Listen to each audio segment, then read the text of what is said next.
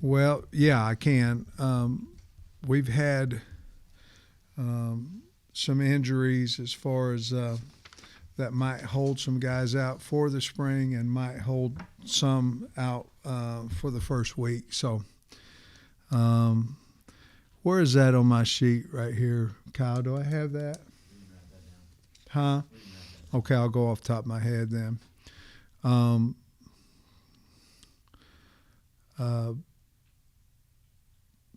David Oakey probably be out maybe the first week. He's got a hamstring. Taj Overton has got a collarbone, or excuse me, a shoulder that he'll be out for the spring. Jordan Young will be out. He's got a shoulder too. He came in with it. I think there was one more. Camball. Camball had elbow surgery from the last season. He needed it. It's great timing to get it, and needs it for us, and he needs it for his future. So all those surgeries went well, but I believe that's it. You have a lot of new faces on the offensive line again this year. How much are you planning on having guys try different spots, and how much are you going to have to cross-train and move people around here early? We do have a lot of new offensive linemen. I like them a lot. I think, I got to ask a question earlier today about how quickly we'll know who's playing what position. I think the answer for that would be, I think we'll know fairly quickly who our top 10 offensive linemen are. Where they play per se, it might take a little while. But I can tell you athletically, Corey Robinson he can move now, and we got what we wanted there. Carmona, we're looking at him a little bit more inside, whether that be guard or center. Caden Kittler is a guy that, been real pleased with at center. He was at Central Florida, and they'd asked him to go to Florida State when their line coach went down there too. That was a big deal for me as well. Bubba Craig is a new guy where we don't know for sure if he's going to be a guard or a tackle. Brouchard is another guy, very athletic, that we got in that we like a lot. And Marcus Dumerville, we're going to start him out at the right tackle spot. The guy that's probably been as impressive as any of them in his ability to move is Shaq McCroy.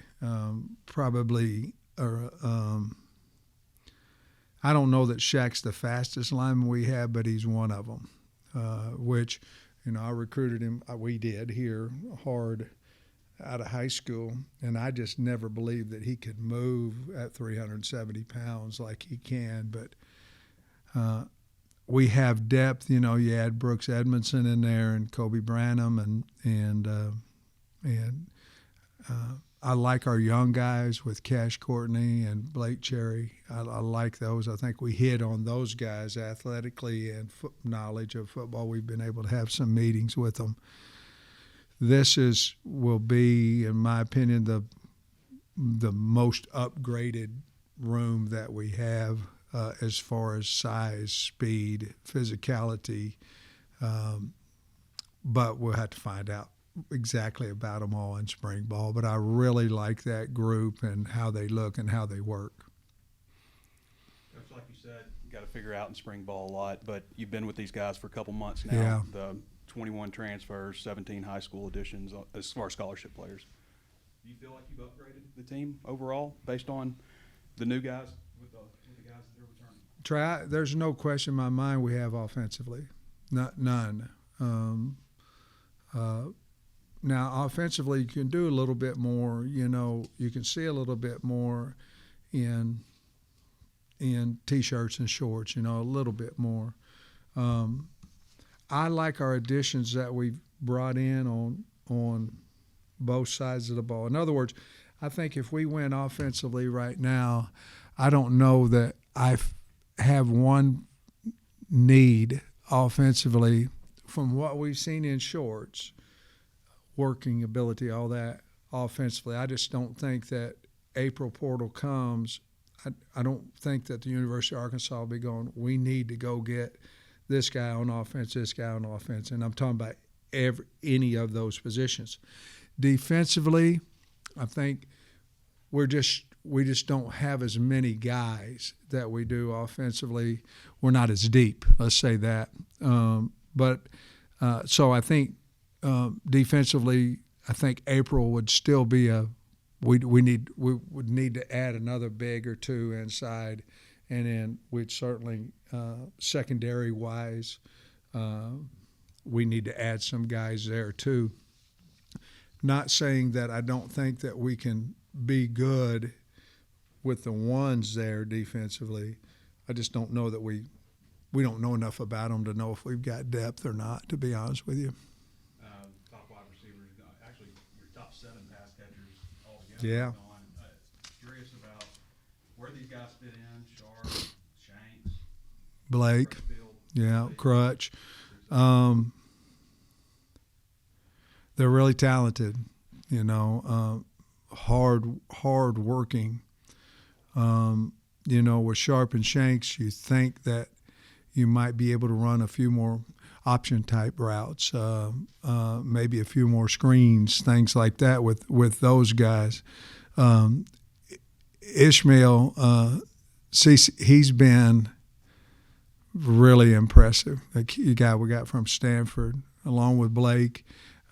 Crutchfield has gotten better shape, gotten better in the weight room as that's come on. I think I know what you said there, and it's true, okay? But I think depth-wise, we got to see if, who's Armstrong or who's Tesla, but depth-wise, I think I know we are. We're deeper at wide receiver than we were a year ago, and we're much deeper at tight end. Rohan is really super athletic. I mean, he can fly, and Jaden Platt, great addition along with Jeremiah Beck. But I think we're much deeper than we were. I think we can get into 12 and be comfortable. I think we can get into 13. The addition of Mike Washington at running back, big time. Braylon Russell is in the best shape of his life. I mean, I don't know if y'all seen him walking around, but he's significantly leaner and in good shape. So I know we lost a lot of production, but I'm in no way am I concerned about being productive offensively. If you look at even bringing Bobby back from his second year, and you look at where he was here in 2008 versus 2009, they averaged 14 more points a game and 50 more yards a game, and so passing and rushing was up. Turnovers went down 10 in his second year here. When he was a head coach, obviously he was running the offense. So I think that part of it, I guess if you can't tell, I'm really high on the people that we have offensively. And defensively, I'm as well. We just don't we've got to figure out the totality of the depth on defense. Sam, you hired Nick Perry. What stood out about him just as a candidate to want to bring him in? Well, he came from Alabama. He played for Nick Saban, so that was big because I knew that he would know ball. I knew that he would know somewhat. I think a lot of us, and you go to Dan, you go over to Florida, you go to Georgia. I think a lot of us are Nick Saban, even though I didn't work for him, but the template of what we do and kind of how we do it. Now, we all have our own personalities, but I think you go through there and then you go, okay, Nick would be able to come in, understand what we're doing, and how the calls will be different, all that, understand what my expectations are, and then he had the pro background as well. He's done a really, really good job since he's been here, and obviously we're very limited in what we can do, but what we've been able to do, he's very knowledgeable, been doing a good job on the recruiting trail. So that's why I hired him. And then are there any changes you're doing this spring compared to springs in the past, just from an approach standpoint to it? I don't think so. Here's we've gone, just because somebody else does it doesn't mean that that's what you should do, unless that's what you want to do, right? But you got to look at everything. And I just don't know how you play football if you don't play football. And I don't know how you get the fans excited about your football team if they can't see it, And so a lot of times that would be spring game wise, to go do what the NFL's doing in the Pro Bowl or whatever. I don't know that that's going to excite anybody. Now I know last year we had a spring game and everybody, was disappointed because we went ones versus twos. We had gone one-on-ones then 14 practices, we just didn't there. But I think part of that is you want your one offense to be successful. You want your one defense to be successful, part of that. But no, we haven't changed a lot of things. I'm an offensive line coach, so I believe that you have to do physical things in the spring. I don't know how, if you're a starting running back or a second team, running back, and you don't get an opportunity to break tackles, I don't know how you beat the guy ahead of you out. I don't know if you're a linebacker and you're a 2 and your mind, I'm better than this guy, I'm better than this guy. You have no chance to play full speed tackle football, how you beat the guy out. And competition becomes bigger when you're playing the game. Now, we're never going to tackle the quarterback, so I just talked out of both sides of my mouth there. But I do think that you can get better if your mind takes out of, well, I'm worried about injuries. You know what I mean? We go out here on a Saturday, and never one time does my mind go, well, what happens if so-and-so gets hurt, or, man, I hope so-and-so doesn't get hurt. Every scrimmage, every time we tackle in the spring, that's all I think about.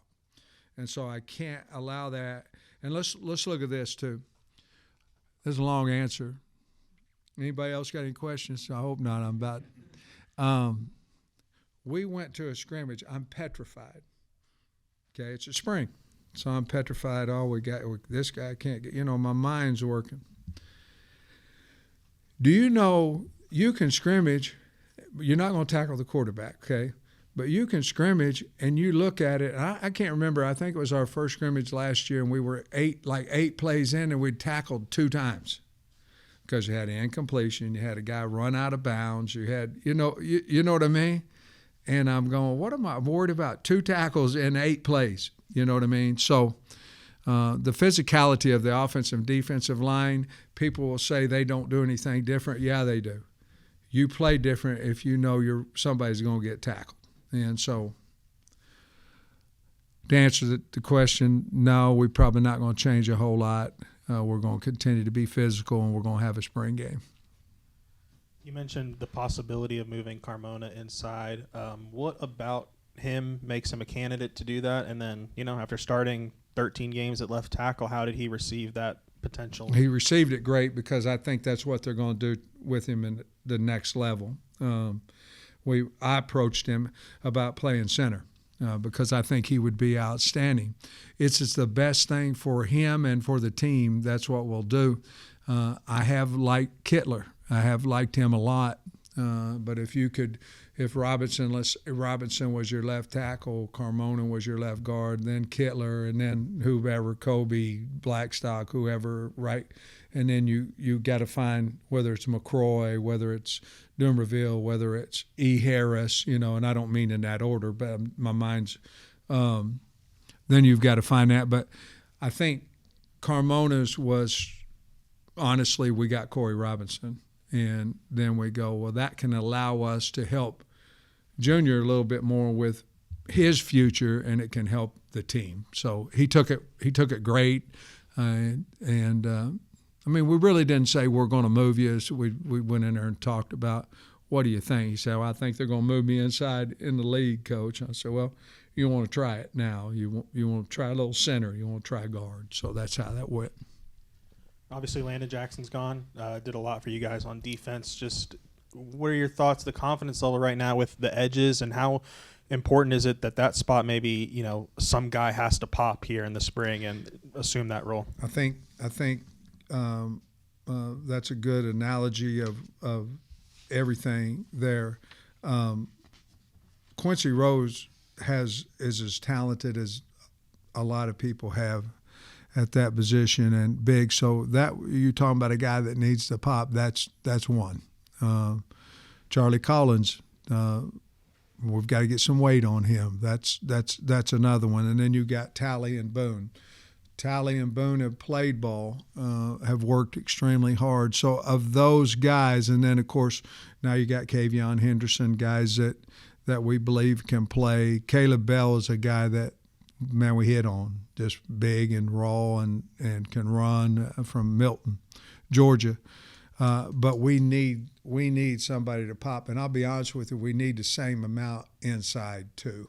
I guess going back, I feel like I know a little bit more, even though Trey, there's been a huge turnover on both sides of the ball. But I feel like I know a little bit more about the offensive guys than I do the defensive guys as far as what they're capable of doing. So your word using somebody's got to pop, I think you're exactly correct on that. Cam Ball won't be out there, so there's twofold there. Number one, we know he can't get hurt in the spring, and he's going to be a better player because he's going to have a healthy elbow. And then we're going to give opportunity to some other guys. I think Ian Graffard is a guy that's got to come on and do something. I've been really happy with Danny Sully too. You brought in two pretty highly regarded freshman quarterbacks this year. Yeah. How exciting is it to have that kind of competition, not only, this year for whatever spot that may be, but moving forward? And, can that be a bonus to the program with two guys coming in the same class? Madden, he came about obviously late.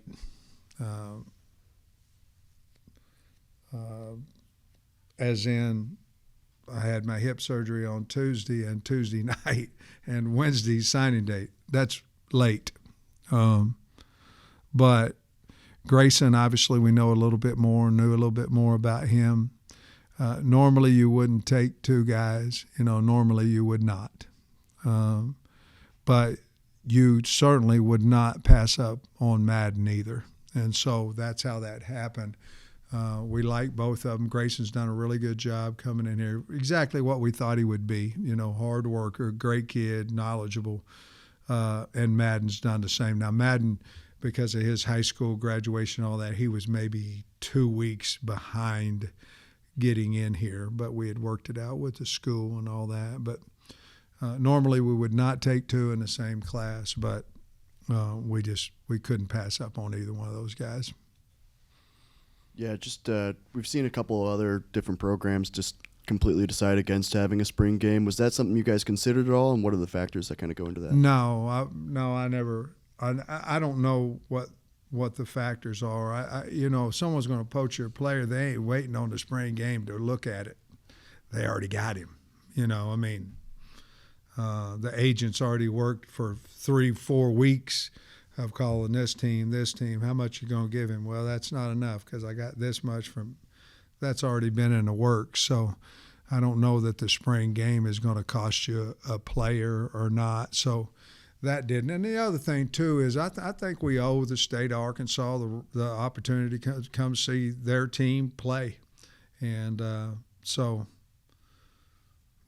it never crossed my mind. And the other thing is I think you can get better. You get a little bit – when people are in the seat, you find out a little bit more about your team. And the spring game is a way to get people in the seats and see really what we have out there. And speaking on just the turnover you guys have had at those pass catching positions, just how do you kind of go about developing that chemistry between Talon and all of those new guys? Well, they throw on. You have to get them out there, and you have to be led, and Taylor's got to lead that, and they have to have the want to enough to do it on their own, but two of the three receivers were seniors, or three of the four were seniors. You're going to lose them, so you're going to have to replace three of the four, no matter if there was a portal in life or not. So we knew that going in. It's no different than when we replaced whomever when we got Tesla and Armstrong. So with the reputation of Bobby and with having Taylor coming back, I think it made us go out and get whom we wanted at wide receiver. It made it a lot easier than if we didn't have a quarterback coming back and we didn't have Bobby Petrino. I think it made it a little bit easier because we had both those things. Another quick health question. I don't think you mentioned Zuri Madison only had the ACL last year. Is Yeah. he full go now? Or? He is. He got cleared Monday. Full go. Now, he's been doing a lot of stuff, but in other words, he got cleared for spring practice. He was really athletic, and then unfortunately, he had to Keandre Johnson, right? Keandre Johnson, guys, that's one I missed. He broke his little toe, so he'll be out for a little bit too. But no, he got cleared, and he was so athletic in those stations and all that, and I was so excited about him. And then he had the ACL, which is a long time to get back, but he did a good job with his body, and he's out there and back now. And that, that's almost like getting a guy out of the portal type situation. So we're excited to get him back. And Shaq McCroy, he's unique in that you recruited him out of high school. He goes to Oregon for a year. I don't think he played there, but can you tell, as getting him in, that he's had a year in college and stuff like that? Yeah, I think, Andrew, Shaq grew up a lot at Oregon. I mean, he had this priority out of high school, and now it was, I want to play football. He did a tremendous job with his body. Now he's 370 or something, but he's a monster. I think he was probably 4 bills, maybe a little bit, I don't know, close to that when we recruited him out of high school.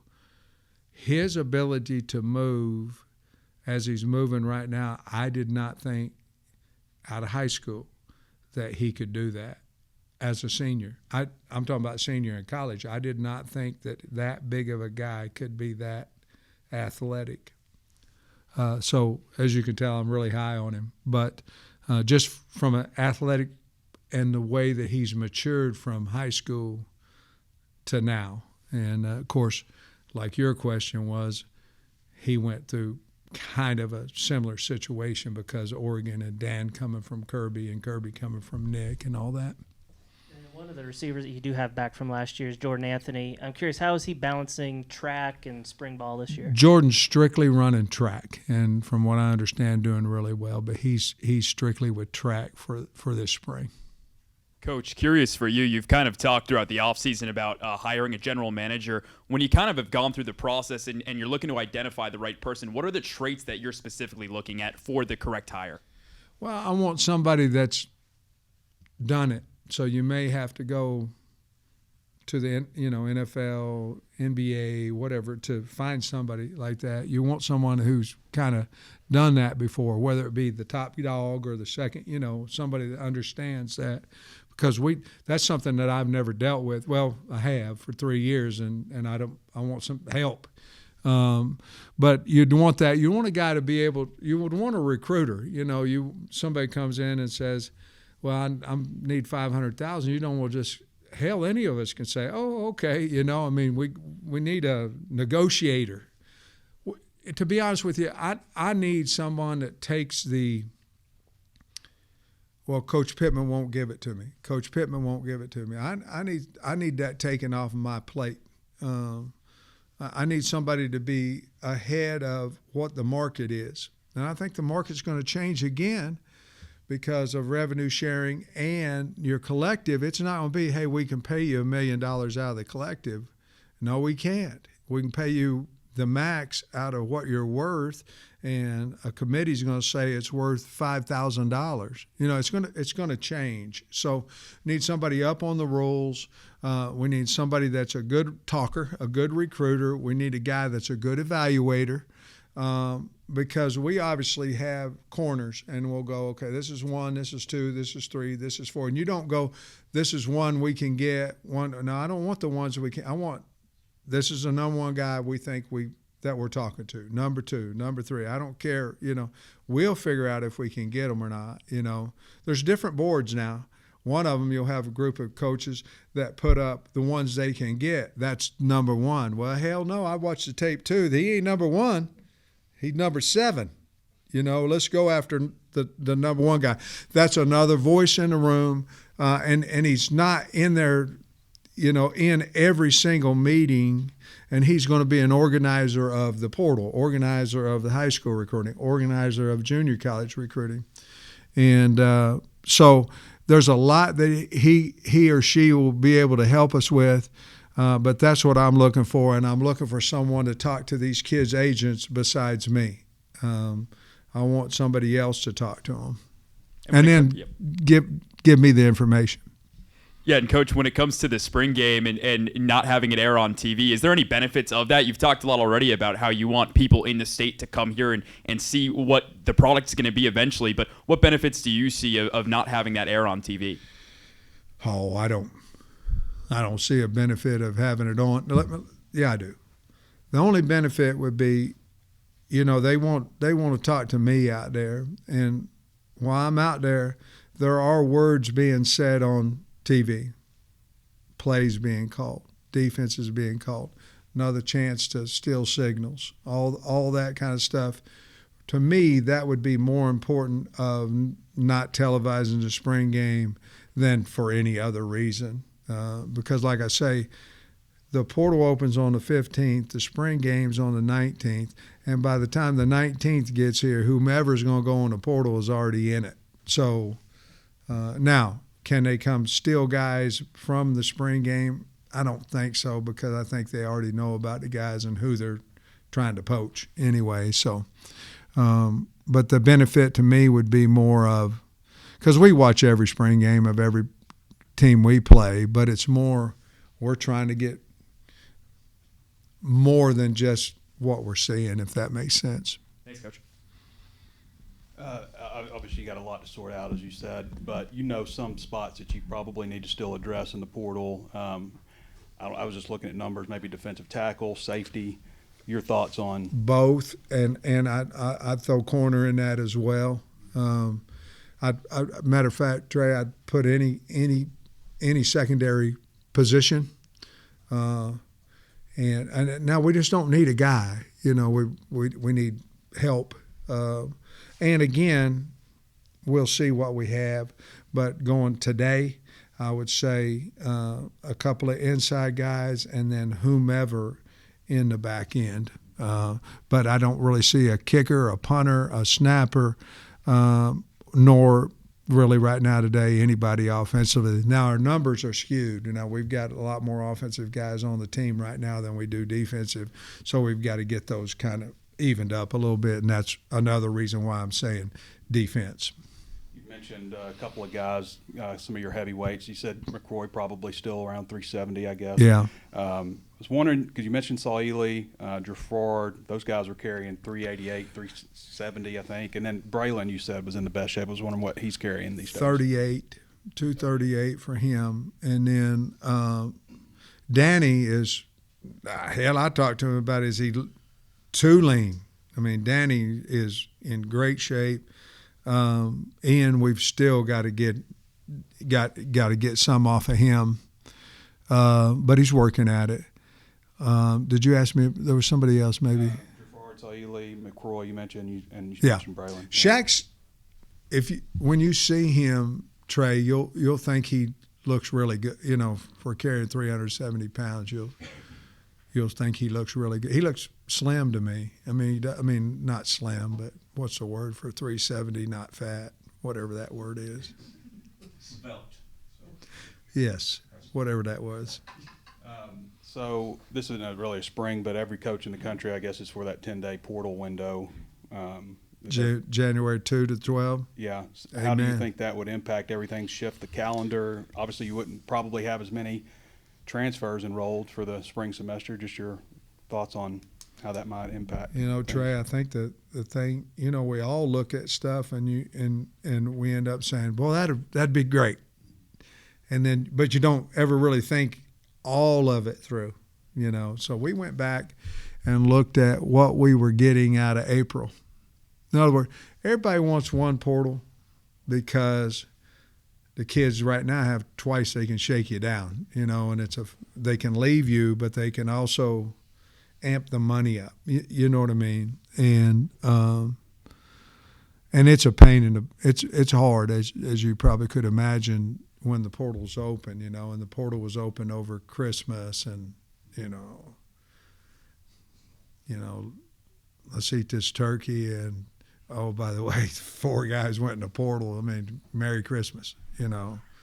Or you play in the bowl game, and January 1, I think I'm going to sit back and watch some of these ball games today. Oh, I'm going to do it with portal guys because that's when, you know what I mean. So you look at that and you go, oh, man, we got to get rid of, you know, we've got to have a life. We've got to.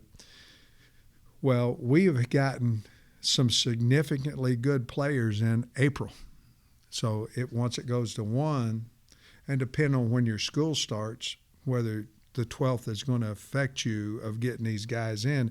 Well, if the portal's open, Trey, from 2 to 12, people get in on 12, they're not going to be ready to go to school on the 13th. So I think you are going to have less guys going in the portal.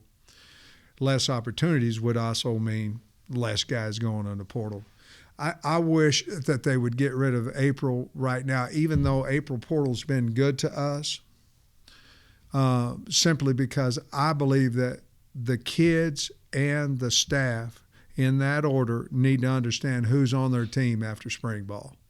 And again, I'm talking out both sides because the April portal's been good to us, but I sure wish that they would go to 1, and I think it's headed that way. And but you give a guy a 10-day opportunity to transfer, you know, when no school's in for the most part. I think that's fair for the young man as well. And I think the ability to transfer is fair. I mean, I do. Trey, it's no different than, you know, if you got $100,000 from somebody and somebody offers you $300,000, you can't blame a guy for, you know, I've got my opportunity. Do I have $300,000? Well, I got also in that I have to think about, okay, do we have it? Now, we all going to have it in revenue sharing, but do we have it? And then how many people do I need? And if you go, okay, well, I'm going to give $500,000 to one player, do I have enough depth in that room because I'm going to be close to out of money? You know what I mean? So all those things come in effect of the portal, and if you give it twice, your money doesn't change. You know what I mean? So you're probably maxed out at the end of your first portal, pretty much. What are you going to have available in the second portal? Well, now with collective, it's not going to be, okay, I can give you $200,000, I can give you $300,000. I can't do that. I've got to have it in revenue sharing because someone's going to dictate whether you're worth $2 or $500,000 for that appearance. So it's all changing, and that one we won't really know until April 7th is the date. We don't know if she's going to sign the bill or not right now, but so we're kind of going a little bit blind in that. All of us are going a little bit blind in that, but we do believe the revenue sharing will pass at some point before the season. Coach, I want to go back to Madden. Talking a lot today. Yeah. I want to go back to Madden and that recruiting process and you guys going in there and getting him away. Where's Bobby?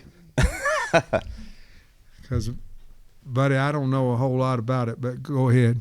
Well, I talked to his high school coach, and he's a kid that started out on the defensive side. So he doesn't have a huge sample size as quarterback, just maybe just that 1 year. So I was wondering what it was that Bobby saw or that you saw that you feel like that translates well to the SEC. Great arm talent. Got a brother, obviously, that's done it. that was developed. Mature, older, which means you think if he's got arm talent and he's knowledgeable of the game and he's mature, that you might can get him on the field faster. But to be perfectly honest with you, I'd had hip surgery, and Bobby called me 3 or 4 o'clock in the afternoon and said, "Hey, I think we can get this guy. What do you think?" And I said, "Well, we got to think about the quarterback that we have. We got to think." And then I watched his tape, and I said, "I think we got to, take him." So that was pretty simple, and Bobby had already done the work on that part. I think they may have called us, and then the next day he signed. So I wish all of the recruiting was like that, man. We'd go late. Well, hell, I'd invite not all of you, but most of you down there with me, and I'm teasing, guys. And then we'd just call up a few guys on Tuesday and say, "Hey, you want to sign?" "Well, I thought about going to Georgia." "Oh, hell, come to Arkansas." "Okay." And then that would be a pretty nice situation instead of recruiting them since they're 12 years old, Going back to the GM hire, you just listed off all the descriptions of what you're looking for. Do you have like a list of names or guys that you've talked to, people you've talked to, and kind of what's the timeline on that? Yeah, well, I'm not going to give you the names, but it was a good try. We've talked to people, yes. The portal opens April 15th. We need somebody in here, in my opinion, within the next yesterday. But, we need them in here pretty soon. And I think we can find somebody that has that. And then I think they're going to end up having to be somebody's, you know what I mean? But I think we can find somebody that has those traits that I spoke of. I believe we have found, guys like that. And then whomever Mr. Yurchek wants to hire, obviously I would have some say so, but so would others. And so we'll see what happens. But portal open up, we better get somebody in here that understands our football team first, and then our needs, like you spoke of, Trey, our needs, and then let's get some ranking going on.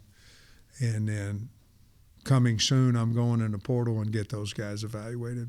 And then I know you mentioned with Talon last year, it was like within 2 weeks of him being here, he kind of asserted himself as a leader, that kind of thing. Just is there anybody, newcomers, freshmen, or transfers, guys that have asserted themselves from kind of a leadership standpoint?